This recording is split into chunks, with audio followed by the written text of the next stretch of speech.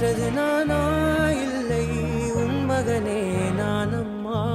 தாயே தாயே மகளென வந்தாய், தந்தை சிந்தை நலமுற வந்தாய்.